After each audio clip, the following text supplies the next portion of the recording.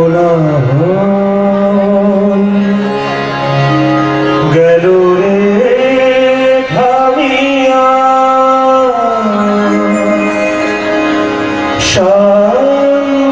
শান্তিময় প্রেমামৃত আইল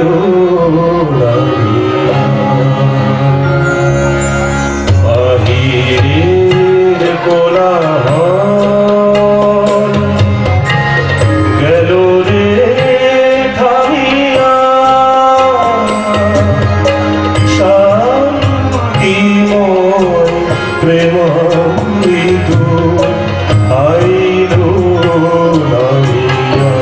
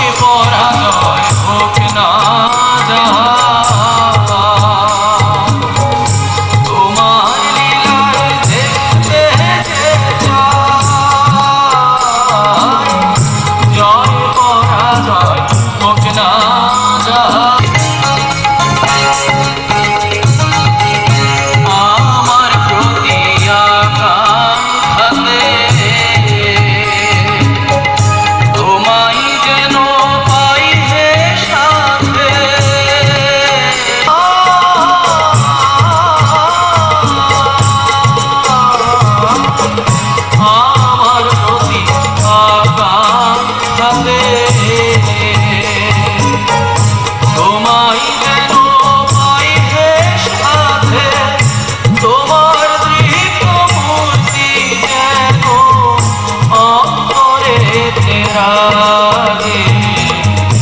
তোমার তরি লাগাও তুমি তোমার নিজের কাজে,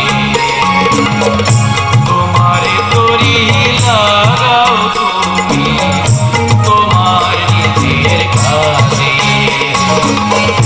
তোমার নামে নাও ভাষা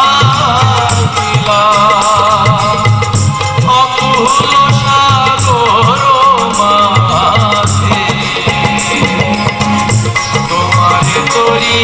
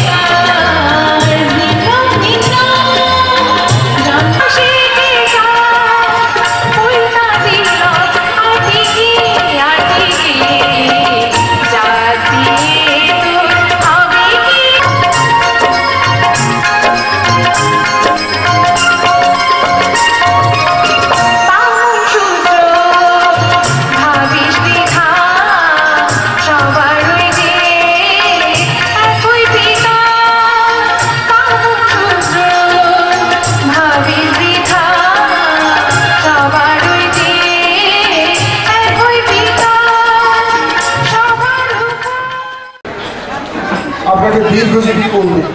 এটি সাধনের জন্যে ঋষিদের সবচাইতে একটি সমাদৃত আসন। মুক্তপদ্মাসন যে কোনো কেউ ভোগ করতে পারেন, যে কোনো বয়স থেকে মুক্তপদ্মাসন করা সম্ভব। মুক্তপদ্মাসন করলে পরে আপনার মানুষ বিভিন্ন রোগে আক্রমণ করে। এই স্নায়ুর সাথে যাকে আমরা বলি স্পাইনাল কর্ড, সেটি আমাদের পিটুইটারি গ্ল্যান্ডের সাথে বা রোগ হলেই আপনি দ্রুত চিকিৎসা করে কোনো রোগ আপনার আসবে না। আপনি দেখছেন মুক্ত, এখানে দেখুন কিছুটা ভুল আছে। সংশোধন ছুটে দিল উদাহরণ বা উনিকে দিচ্ছি, কারণ তিনি স্টোমাক আছে আমাদের। এই স্টোমাকের উপরে যে চর্বিযুক্ত জায়গা আমরাকে বলি অ্যাবডোমেন, এই অ্যাবডোমেনের চর্বিটা কমাবার জন্য এটি দরকার আছে। চর্বি যদি পেটে থাকে, আপনার ফ্যাট জমলেই বিভিন্ন রোগ আপনার আসবেই। প্রমুখ আসন, যে আসনটি 12 দিন লোকনাথ ব্রহ্মচারী সারা জীবন করেছেন। 12 দিন লোকনাথ ব্রহ্মচারী ওই আসনে বসে পেছনে একটি কাঠ দিয়ে ঘুমোতেন। তার অর্থ কি জানেন? আমাদের অন্ডকোষ আছে এক, মেয়েদের জননাঙ্গ আছে দুই। এই জননাঙ্গের পাশে এবং অন্ডকোষে প্রচুর চাপ পড়ে। এই অংশ, এই যখন দেবের বসল, ধৈর্যতা, সহিষ্ণুতা, নিষ্ঠার অভাব, এই বীর্যকে নষ্ট করা যাবে না। এই বীর্য উভয়ের মধ্যে আছে, পুরুষ এবং নারী উভয়ের মধ্যে আছে। সেই জন্যে মুক্তপদ্মাসন বসে যদি আমার বাড়িতে আমি সহবাদী উপাসনায় বসি, কেউ না করবে না, কেউ না করবে।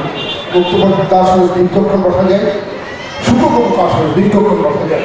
সেই জন্যে সুখগোমুখাসনকে আমরা আদর করি। খুব সহজ হয়ে দেখাচ্ছি, গতবার দেখেছিলাম কঠিনগুলো, ওটা সহজ হয়ে দেখাচ্ছি। সুখগোমুখাসনে বীর্যগুলো যদি কোনো কারণে ক্ষয়ের জন্য উত্তেজিত অবস্থায় বীর্যগুলো এসে থাকে, সেটি আবার উজ্জ্বলতা হয়ে এই আসনে যখন বসে তখন চলে যায়। এখানে একটি মানসিক কাজ করতে হবে আপনাকে। সেটি কি? যুবককে বলি, তোমাকে একটি মানসিক কাজ করতে হবে। তুমি বসার সাথে সাথে তুমি ভাববে, আমরা বিপরীতভাবে দেখাচ্ছি, যেহেতু হাতের কাজ।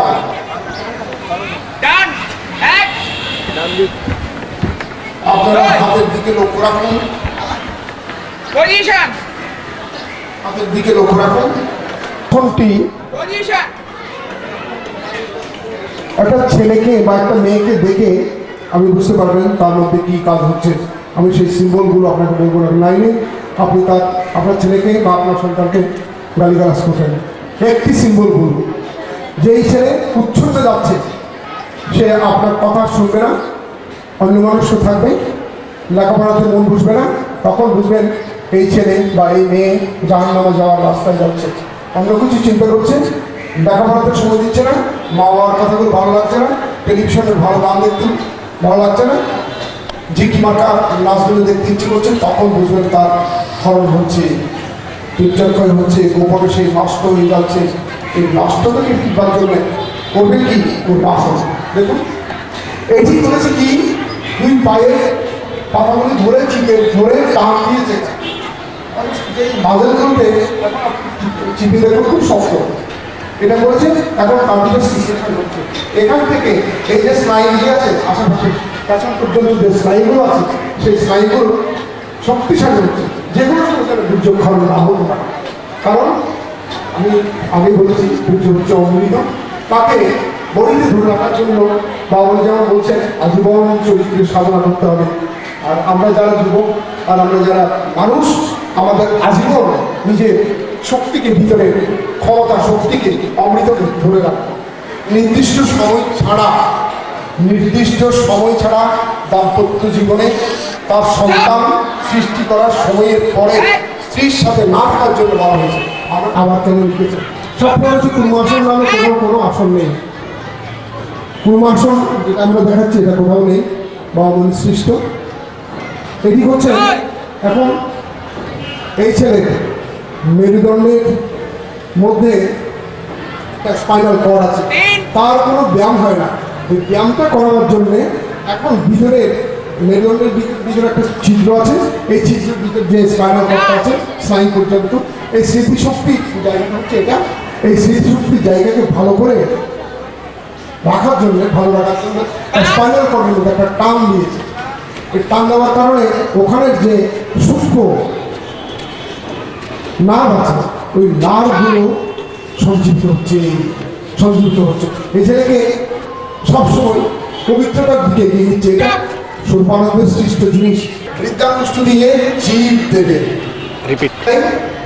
আপনি চাপ দেবেন, আবার এই জায়গায় চাপ দেবেন। কোথায়? এখানে একটা রেখা আছে, এই রেখার পাশে একটা চাপ দেবেন। এইভাবে 21 বার। কীভাবে? 1 2 3 4, এইভাবে 21 বার। এবার আমি পায়ে, ডান পা আছে, পায়ের ব্যাপারটা দেখাচ্ছি। আপনার এই হাড় আছে, এই হাড়ের থেকে এখান থেকে 4 আঙ্গুল করবেন, এই জায়গায় আপনি চিপে ধরবেন। আবার 21 বার। আগে হাতে, পরে পায়ে, বাঁ পায়ে নয়, ডান পায়ে। আর ডিজিজ ভালো হবে, আস্তে আস্তে সুস্থ হবে।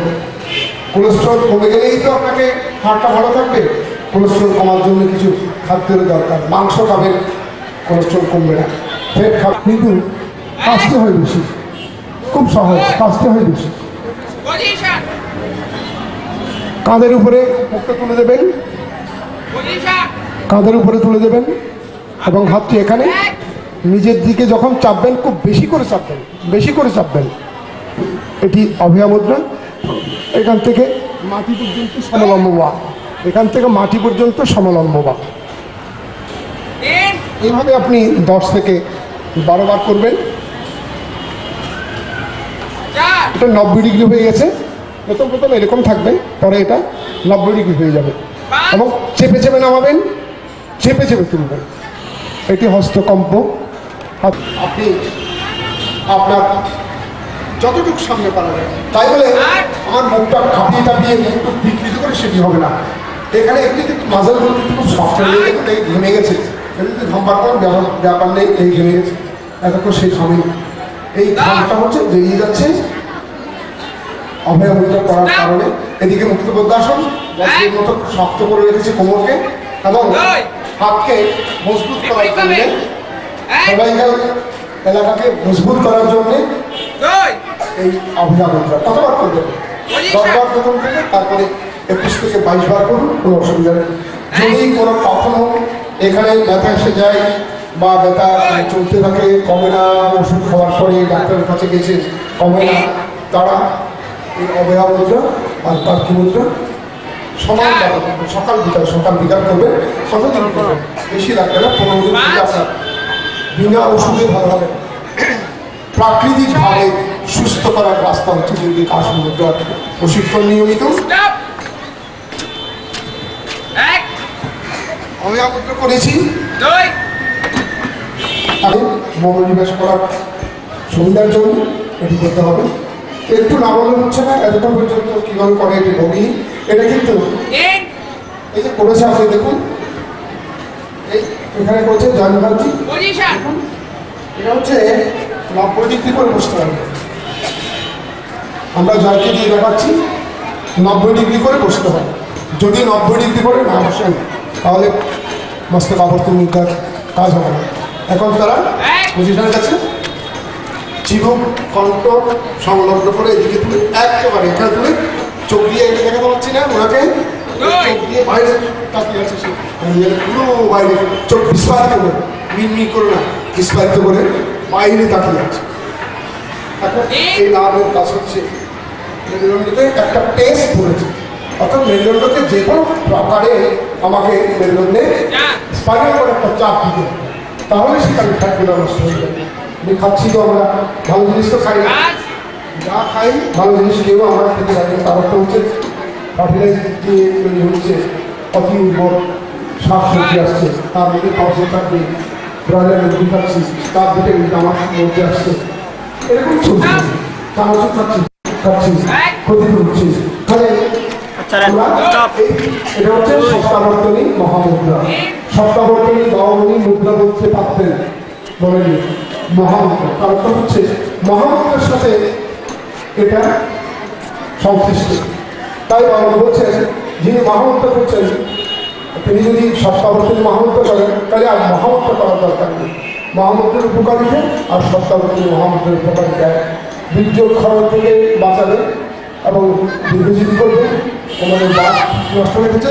এটা হচ্ছে বাইরে আঙ্গিক কথাগুলো বলছে, এবং বৃদ্ধ বয়স পর্যন্ত সে একটা মানুষকে অবশ্যই চিনবে, না চিনবে বাংলা আরও জায়গায় বলছেন সপ্তাবর্তনী মহামন্ত্রে যদি তুই কন্টিনিউসলি করিস তাহলে এই সপ্তাবর্তনী বাঙালির কাছে চাইতে হবে আমাকে ঐশ্বরিক শক্তি দান করে, আমাকে চোখগুলিও ঘুরছে, এটি উন্নয়ন করা হবে। এটা একটা কথা আপনাদের দিয়েছেন বামনি, 4 বার আপনার বাড়িতে আসেন, যদি আপনি উপাসনা না করেন তাহলে আপনার ঘরের দরজায় দাঁড়িয়ে থাকবেন। এটি খুব ব্যথা দিত, খুব কষ্ট হয়।